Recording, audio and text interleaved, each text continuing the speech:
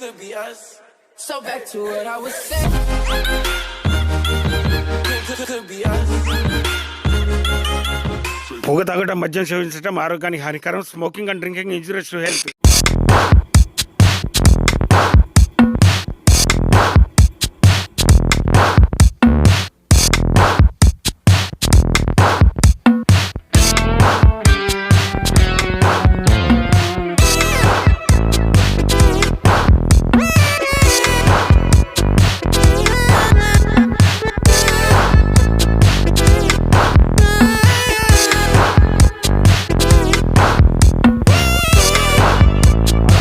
Good morning, నేను మీ Rajasekhar, common man of India. Friends, మరి ఈరోజు ఒక ప్రత్యేకమైన అతిథిని మీకు పరిచయం చేయకపోతున్నాం. ఎందుకు అంటే ఒక జిల్లా స్థాయిలో కానీ రాష్ట్ర స్థాయిలో కానీ ఒక చిన్న అవార్డు కానీ ఒక ప్రైజ్ మరి కానీ సాధిస్తే స్థానిక ప్రజాప్రతినిధులు కానీ నాయకులు కానీ రాష్ట్ర నాయకులు కానీ ఆహో ఓహో అంటూ అవార్డులు రివార్డులు ఇచ్చి పెద్ద స్టేజ్ల మీద ఫోటోలు దిగి వారికి ఆర్థిక పరంగా సహాయం చేస్తూ కొంత భూమి జాగాలు ఇస్తూ గృహానికి సంబంధించిన ప్లేస్ ఇస్తూ వాళ్ళని ప్రోత్సహిస్తున్న సందర్భాలు మీ అందరికీ తెలుసు. ఈ నేపథ్యంలో మరి దాదాపుగా 35 అంతర్జాతీయ గోల్డ్ మెడల్స్ సాధించి మరి గిన్నిస్ బుక్ ఆఫ్ వరల్డ్ రికార్డ్స్లో 2 మార్లు రికార్డు సాధించి గిన్నిస్ బుక్కి ఎక్కిన మరి ఒక క్రీడాకారుడి దయనీయమైన పరిస్థితి గురించి ఈరోజు మీ ముందుకు రావటం జరిగింది. వారిని మీకు పరిచయం చేస్తాను. మరి ఇంత అంతర్జాతీయ స్థాయిలో దేశ స్థాయిలో అవార్డులు ఎన్నో సంపాదించిన కూడా కానీ నేడు ఆ క్రీడాకారుడు ఒక నిరుపేదగా మిగిలిపోయి ఏమీ లేని ఒక అద్దె ఇంట్లో జీవిస్తున్నట్టుగా మనకు తెలిసింది. కాబట్టి వారిని సంప్రదించి వారి వెనుకబాటుతనానికి వారికి మరి ప్రభుత్వం కానీ ఇతర నాయకులు కానీ ఎందుకు ప్రోత్సహించట్లేదు అనే విషయాన్ని వారిని అడుగు తెలుసుకుందాం. ఓకేనా ఫ్రెండ్స్, కమాన్. జమాల్ గారు, good morning. Good morning sir. బాగున్నారా? మీ గురించి చాలా విన్నాము, చాలా తెలుసుకున్నాము. ప్రత్యేకంగా మిమ్మల్ని కలుసుకుందామని ఈరోజు ప్రయత్నం చేశాము, అది సఫలీకృతమైంది. అసలు మీరు మార్షల్ ఆర్ట్స్లకు రావాలని ఎందుకు అనిపించిందండి? మొదటగా కామన్ మ్యాన్ కామెంట్స్ వారికి గ్రీటింగ్స్. మార్షల్ ఆర్ట్స్ 1989లో కార్మెల్ హై స్కూల్లో ఎంఏ హమీద్ గారు అని చెప్పి వచ్చి కుంఫు ప్రదర్శన నిర్వహించారు. అది చూసి మార్షల్ ఆర్ట్ నేర్చుకోవాలని చెప్పి మంచిర్యాల వారానికి 2 రోజులు పోయి మంచిర్యాలలో సైకిల్ మీద పోయి నేర్చుకొని వచ్చిన ఆయన. అప్పటి నుండి కంటిన్యూ చేస్తాను మార్షల్ ఆర్ట్ అనేది. నేర్చుకుంటూ కొన్ని లక్షల మందికి 10 రూపాయలకే కోచింగ్ ఇచ్చిన అయ్యకుండా నా దగ్గర నేర్చుకున్న పిల్లలు కూడా రాష్ట్ర జాతీయ అంతర్జాతీయలో గెలుపొందారు. ఇప్పటికీ డిపార్ట్మెంట్లో ఉన్నారు అందరు నా దగ్గర నేర్చుకున్న పిల్లలు. అంటే మీరు చిన్న ప్రాయంలోనే మార్షల్ ఆర్ట్స్లోకి వచ్చి మరి మీ ఒక ఆసక్తితోనే ఒక ఉన్నత స్థాయికి చేరుకొని ఇప్పుడు బ్లాక్ బెల్ట్ అంటారు కదా, దీంట్లో అత్యున్నతమైన స్థాయి బ్లాక్ బెల్ట్లో నేను 8th డిగ్రీ ఇప్పుడు. Wow, congrats. 89 నుండి కంటిన్యూ నేను బ్లాక్ బెల్ట్లో కుంఫులో 8th డిగ్రీ, తైకాండోలో 2nd, కరాటేలో 6th డిగ్రీ. అచ్చా, అంటే ఈ 3 విద్యలో ప్రావీణ్యం ఉందా మీకు? 3 విద్యలో ప్రావీణ్యం ఉన్నది.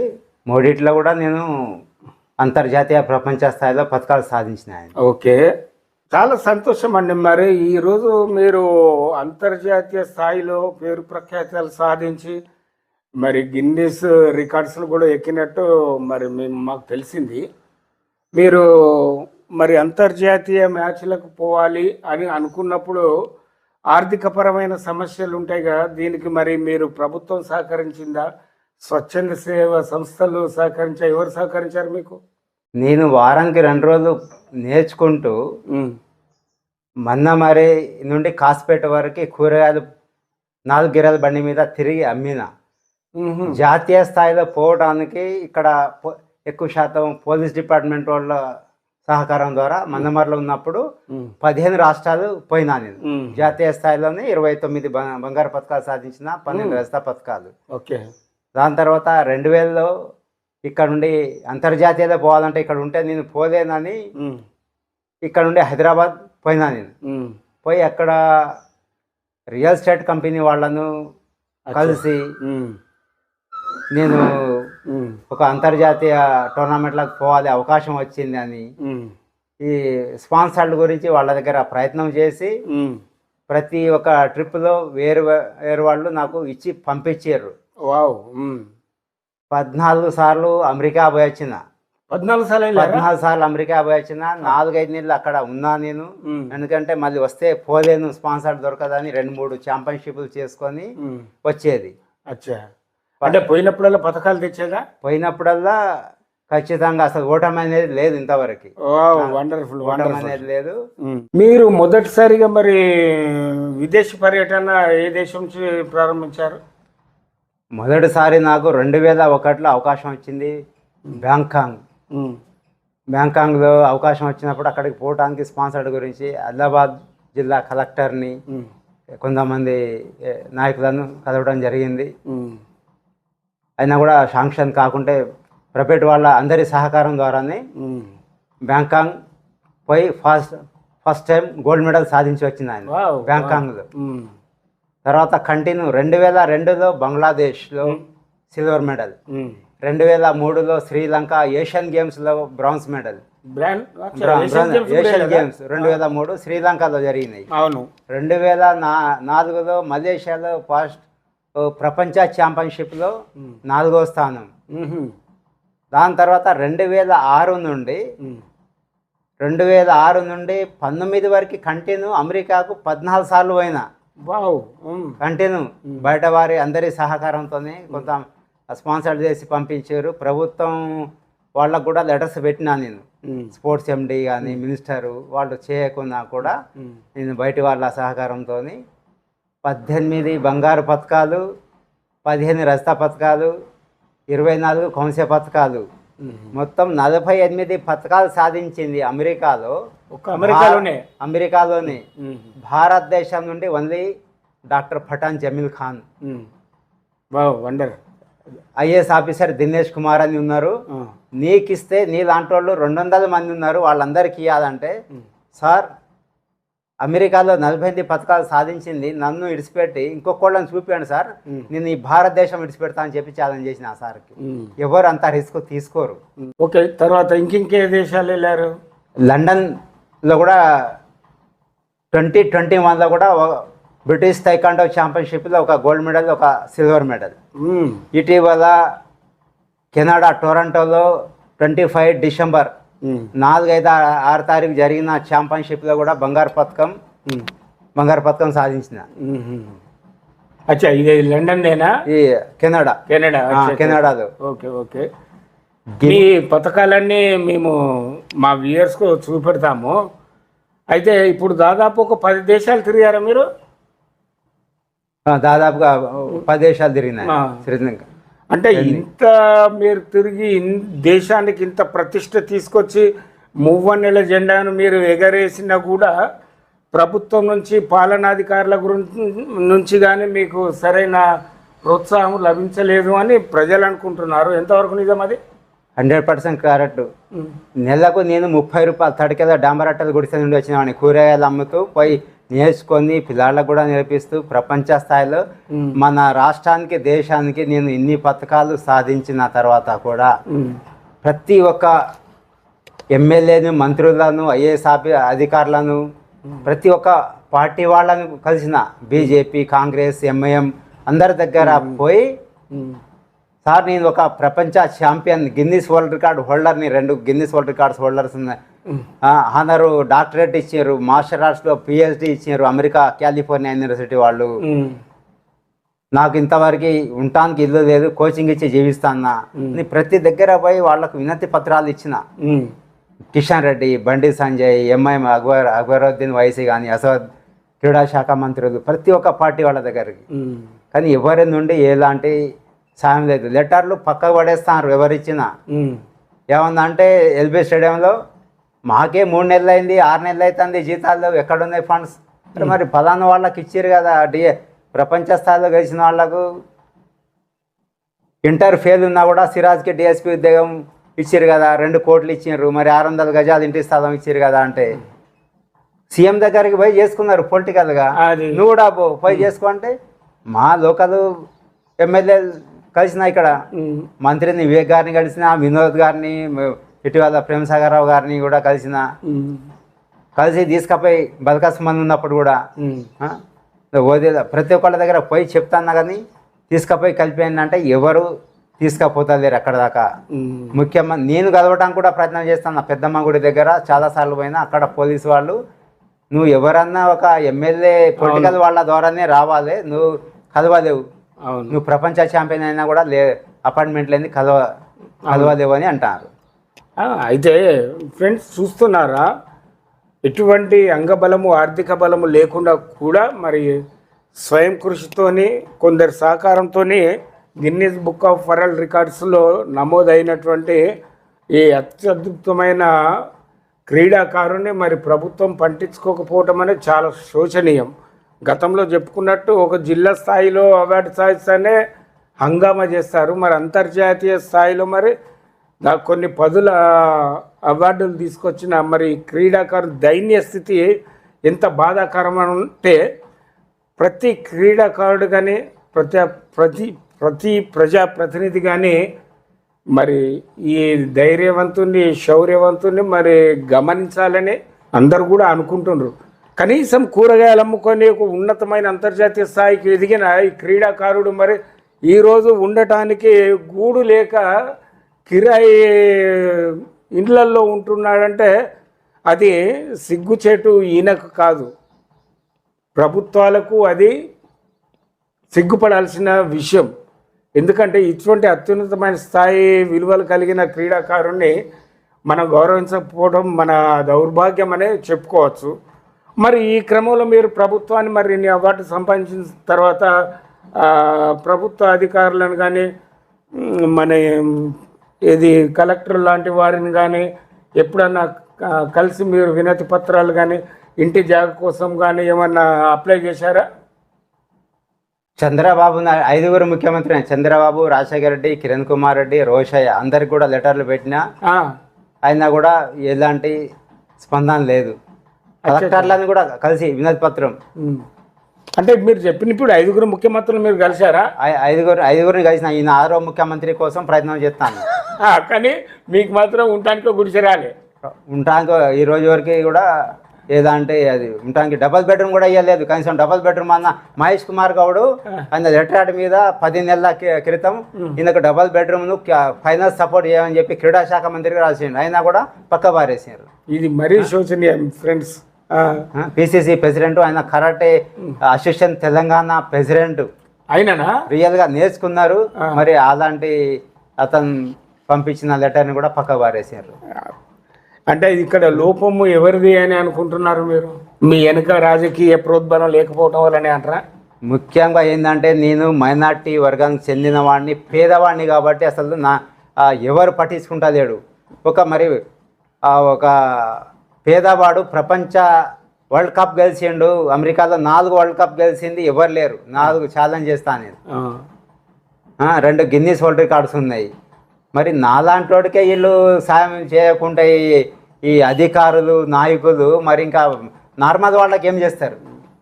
అవును, జీవో ఉన్నా కూడా ఫాలో చేస్తారు. ఏమందంటే సీఎం దగ్గర పోయి పొలిటికల్గా చేసుకో, మేము ఏం చేయమంటాడు ఒక ఐఏఎస్ అధికారి, స్పోర్ట్స్ ఎండి, స్పోర్ట్స్ సెక్రటరీ.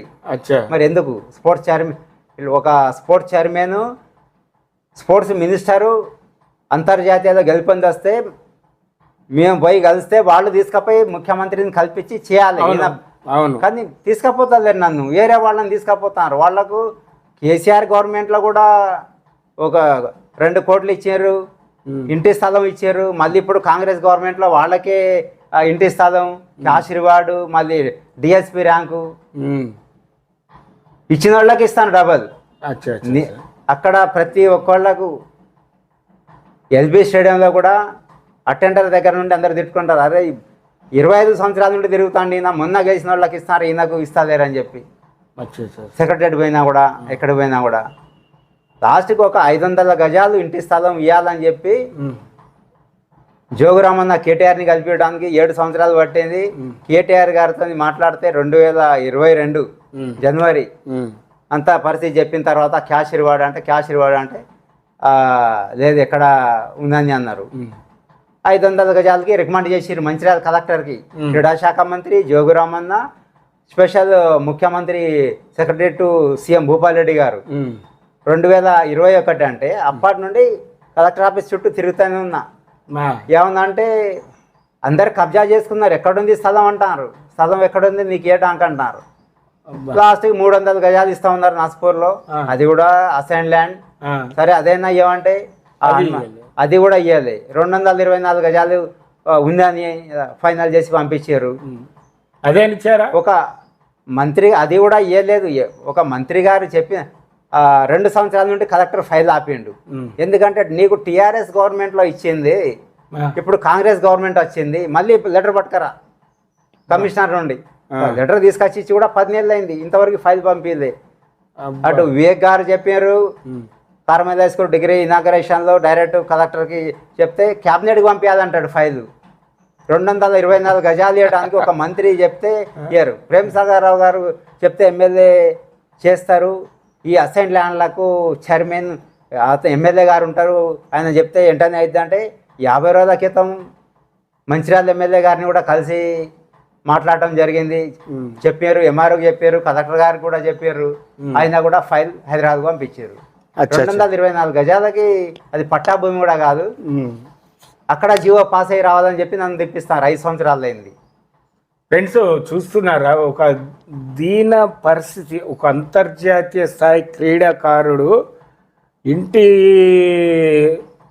జాగ కోసము ఎన్ని అవస్థలు పడుతున్నారు సంవత్సరాల తరబడి. అంటే ఎంత బాధాకరమైన విషయం. ప్రతి క్రీడాభిమాని కూడా ఇది గమనించి మరి ఇటువంటి అత్యున్నతమైన స్థాయిలో వెలుగొంది దేశానికి ప్రతిష్ట తీసుకొచ్చిన క్రీడాకారునికి ఉండటానికి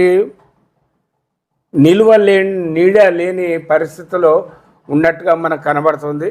మరి కనీసము ఈ వీడియోస్ చూసైనా మరి క్రీడా అధికారులు కానీ ప్రభుత్వం కానీ గమనించి మరి జమీల్ గారికి ఆదుకోవాలని, ఉండటానికి గూడు, అలాగే క్యాష్ అవార్డు కానీ సాగు భూమి కానీ ఇస్తే గౌరవంగా ఉంటుంది. ఎవరికి జమీల్ గారి కాదు, ప్రభుత్వానికి గౌరవం ఉంటుంది. అంతర్జాతీయ స్థాయిలో భారతదేశ మువ్వన్నెల జెండాను ఎగరేయటం అంటే మామూలు విషయం కాదు కదా మిత్రులారా. అటువంటి ఒక గొప్ప ఔన్నత్యమైన స్థాయికి వచ్చిన ఒక క్రీడాకారుని దైన్యమైన పరిస్థితి, కన్నీటితో బాధపడుతూ మాట్లాడుతున్న విషయాలు మీరు చూశారు కదా. దీని గురించి మనం ఎంత తక్కువ మాట్లాడుకుంటే అంత మంచిది. ఎన్నిసార్లు అండి ఇప్పుడు ఇవ్వాలంటే ఖచ్చితంగా గవర్నమెంట్ ఇవ్వాలి అనుకుంటే పెద్ద సమస్య కాదు. కానీ జమీలు కడుపు బీదవాడు కాబట్టి, పేదరికంలో మగ్గుతున్నాడు కాబట్టి, వెనక రాజకీయ బలము ఆర్థిక బలము లేదు కాబట్టి ఈయనను ఎవరు పట్టించుకున్నట్టుగా లేదు. అదే ఒక రాష్ట్ర స్థాయిలో చిన్న వెలుగొందితే వారు వంది మాగదులంతా వచ్చి మినిస్టర్ దగ్గరికి పోయి ఆహో ఓహో అని ఎన్నో రకాలుగా చేసి వాళ్ళకు క్యాష్ అవార్డులు రివార్డులు ఉండటానికి ఇంటి జాగా ఇన్ని రకాలుగా ఇస్తారు. మరి అంతర్జాతీయ క్రీడాకారునికి మరి ఏమి ఇస్తున్నారనే కామన్ మ్యాన్గా నా ప్రశ్న, ప్రజానికం కూడా అనుకుంటున్నారు. ఈ విషయంగా జమీల్ గారు చివరిగా మరి మీరు ప్రభుత్వాన్ని ఏమి అప్పీల్ చేస్తున్నారు? ఈ మధ్య మళ్ళీ ఏమన్నా విదేశీ పర్యటనలు ఉన్నాయా? ఆ విషయాలు కూడా చెప్పండి. విదేశీ పర్యటనలు ఒక నెల రోజుల ముందు ఆహ్వానం వస్తుంది. ఏ దేశంలో జరిగినా కూడా అంతర్జాతీయ ప్రపంచ ఛాంపియన్షిప్లు వచ్చిన తర్వాత స్పాన్సర్డ్ గురించి ప్రయత్నం చేస్తా. స్పోర్ట్స్ మినిస్టర్ ఎండి గారికి లెటర్స్ పెడతా. నువ్వు పోయి వచ్చిన తర్వాత ఇస్తామని చెప్పి అన్నారు. కెనడా కూడా నేను కొన్ని స్పాన్సర్డ్ కొన్ని అప్పు చేసిపోయినా 4 నెలలు అయింది వాళ్ళకి బిల్ పెట్టి, ఇంతవరకు నాకు 2,50,000 శాంక్షన్ చేయలేదు. వాళ్ళు ఏమందంటే ప్రభుత్వానికి రాసి పంపించినామని అంటారు. అబ్బా ప్రభుత్వానికి రాసి పంపించినాం రాలేదని మాట్లాడుతున్నారు. అచ్చా అయితే 2008లో అమెరికాలో ఫస్ట్ టైం 2 బంగారు పథకాలు సాధించి వచ్చినాక రాజశేఖర రెడ్డి గారిని కలిసినాను నేను. లేకే గెస్ట్ హౌస్ గెలిచిన తర్వాత, సార్ మన ఆంధ్రప్రదేశ్లో మార్షల్ ఆర్ట్ అకాడమీ అనేది లేదు, నాకు ఒక 5 ఎకరాలు స్థలం మాకు కేటాయిస్తే మందమరిలో నేను ఒక అకాడమీ పెడతా సార్, నేను కొన్ని లక్షల మంది కోచింగ్ ఇస్తానని చెప్తే, మీ లోకల్ ఎవరు మంత్రి అంటే వినోద్ గారు, వినోద్ గారిని కలు అని అన్నారు. వినోద్ గారిని కలిస్తే ఆర్డీఓ ప్రసాద్ అని ఉండే, అతను చెప్పారు అప్పుడు భూదాన్ అనే ఒక స్కీమ్ నడుస్తుంది, 5 ఎకరాలు భూమి ఇచ్చారు. అయితే నాకు అకాడమీ పెట్టుకోవడానికి ఒక మంచి స్థలం చూపించకుండా సరే ఇస్తామని అన్నారు. 5 ఎకరాలు అనేది 2.5 ఇచ్చారు. ఎక్కడుంది లేదు భూమి అని చెప్పి, అదే ఎక్కడో అడవిలో ఇచ్చారు. అక్కడ మనం అకాడమీ స్థాపించలేము. 17 సంవత్సరాలు అయింది నాకు ఇచ్చి. ఇక పరిస్థితి బాగలేక నేను అది స్టాప్ చేయడం కానీ చేయలేదు. ఇప్పుడే దాదాపుగా ఒక 1.5 సంవత్సరం నుండి అంతా స్టాప్ చేసినది, పత్తి వేయడం ఇదంతా చేస్తాను. అకాడమీ పెట్టేదాకా లేదు అక్కడ. అయితే కొత్త పాస్ పుస్తకం కోసం సంవత్సరం నుండి ఇక్కడే ఒక రూమ్ తీసుకొని హోటల్లో తినుకుంటా ఎంఆర్ ఆఫీస్ చుట్టూ, ఆర్డీఓ ఆఫీస్, కలెక్టర్ ఆఫీస్ తిరుగుకుంటున్నా. కొత్త భూభారత్ అని చెప్పి పాస్బుక్ అది వస్తే నాకు రైతు బంధు కానీ ఏమన్నా సౌకర్యాలు వస్తాయని చెప్పి దాదాపు 10 నెలలు తెప్పించి మార్చి 31కి ఆర్డీఓ ఆఫీస్కి పంపించారు. అది కూడా దాంట్లో 234 ఎకరాలు ఉండేది, 258 ఉంది, 24 ఎకరాలు వేరే వాళ్ళు కబ్జా చేశారు అని చెప్పి ఆర్డీఓ ఆఫీసులో పెండింగ్ ఉంది. అది పాస్బుక్ కాకుండా అది కరెక్ట్ వీళ్ళు రాసి పంపించినట్టయితే వీళ్ళు చేసి చెప్తారు. ఇట్లా 10 నెలల నుండి చెప్తానే ఉన్నారు కబ్జా చేసి అది తీస్తామని అంటారు కానీ మరి అది 10 నెలలు పడుతుంది. ఒక కేవలం 24 ఎకరాలు ఎవరు కబ్జా చేశారు అని చెప్పి వాళ్ళ లిస్ట్ తీయడానికి అది చేయకుండా పంపించారు. అక్కడ పెండింగ్ ఉన్నది ఆర్డీఓ ఆఫీసులో, ఆర్డీఓ ఆఫీస్, కలెక్టర్ ఆఫీస్. ఎటు చేసి మీకు సరైన న్యాయం జరుగుతలేదు. న్యాయం అనేది అసలు ఎంత మనిషికి ఎంత ఒప్పుకుంటుంది. 25 సంవత్సరాల నుండి పిచ్చివాడిలాగా తిరుగుతున్నా అందరూ MRO office, RDO office, collector office, ఎమ్మెల్యేలు, మంత్రులు, అక్కడ ఎల్బీ స్టేడియం కానీ ప్రతి దగ్గర ఓపిక అంటారు. ఎంత ఓపిక ఉంటుంది మనిషికి.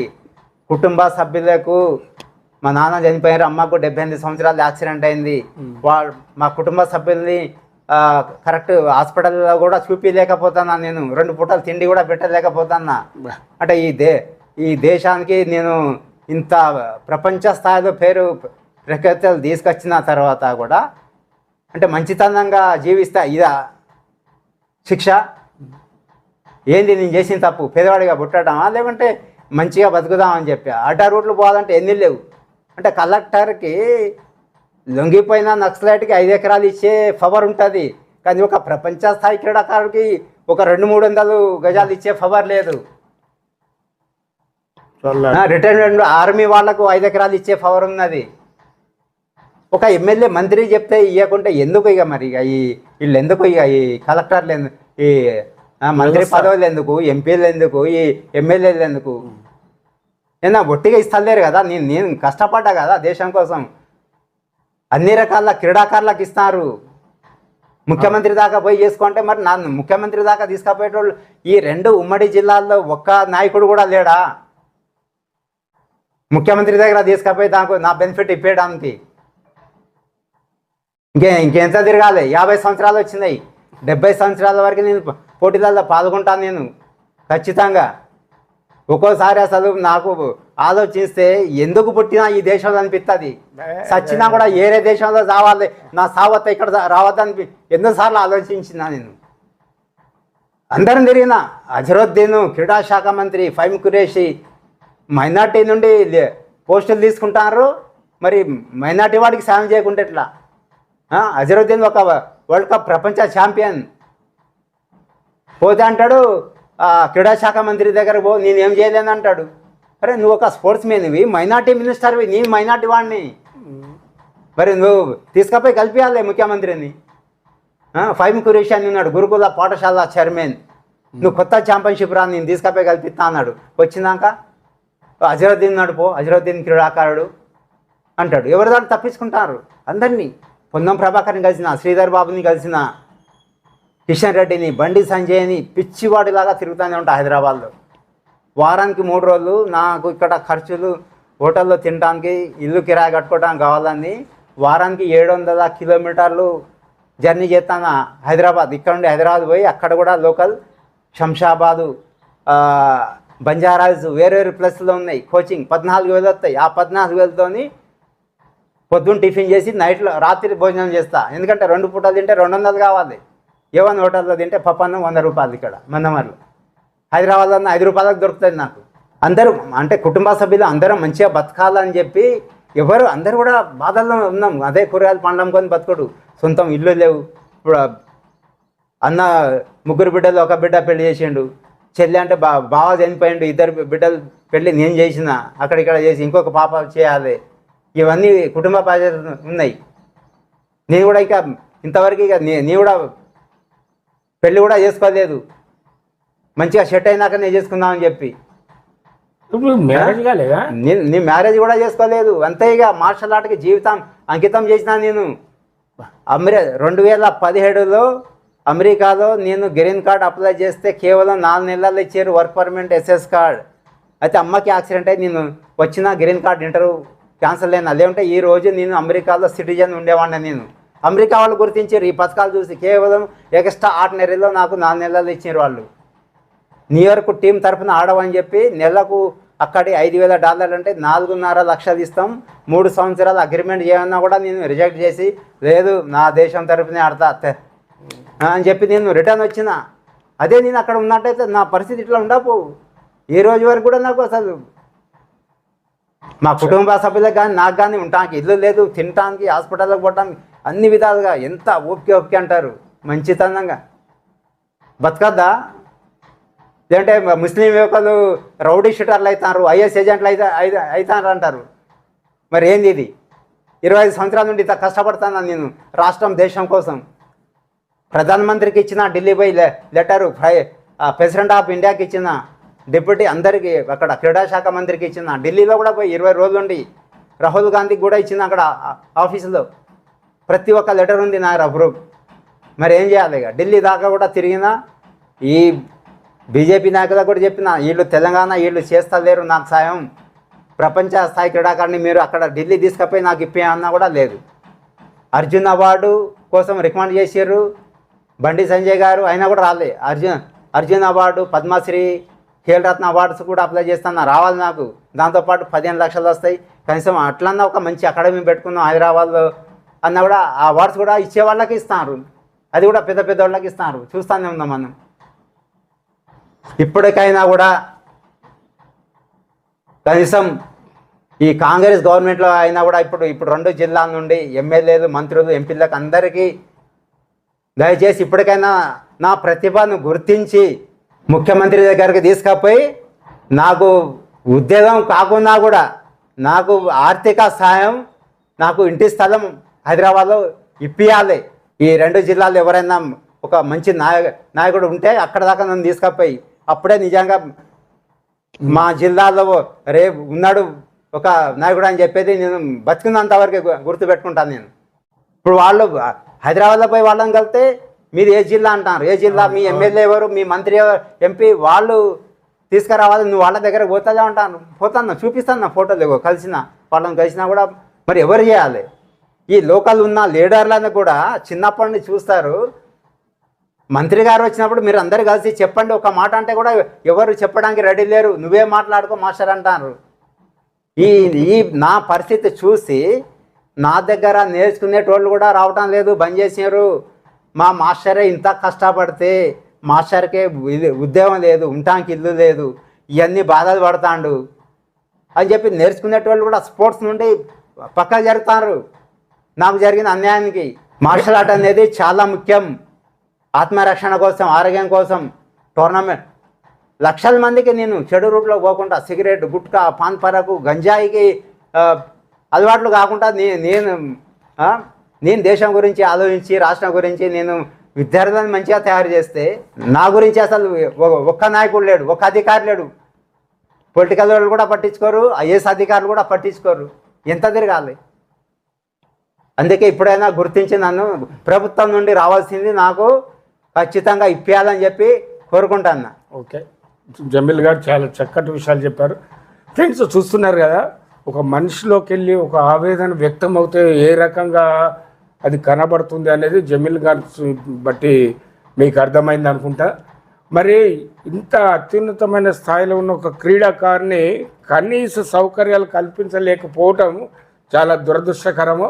ఈ వీడియో చూసి ఈయన ఆవేదనను, కన్నీళ్లను, కష్టాలను, మరి కుటుంబ పోషణ లేక ఎటువంటి కూరగాయలు అమ్ముకుంటూ హోటల్లో 5 రూపాయల భోజనాల్లో తింటూ మరి జీవిస్తున్నట్టు తెలుస్తుంది. ఈయన అవమానించిండ్రు అంటే మనం అవమానించుకున్నట్టే. దేశానికి కూడా, దేశ ప్రతిష్టకు కూడా దిగజారే పరిస్థితి ఇటువంటి క్రీడాకారుని మనము గౌరవించుకోకుంటే. ఇప్పటికైనా ప్రభుత్వం స్పందించాలని కోరుకుంటున్నాం. థ్యాంక్ యూ జమీల్ గారు, thank you very much sir. Thank you sir. మీరు నా గురించి మీరు అందరికీ లక్షల మందికి తెలియజేసినందుకు ప్లస్ ఆ దేవుడు మీ ద్వారా అయినా నాకు సాయం అందేలాగా చేయాలని కోరుకుంటాను సార్. తప్పకుండా అండి. ఒక ఫోటో తీసుకుంటాం.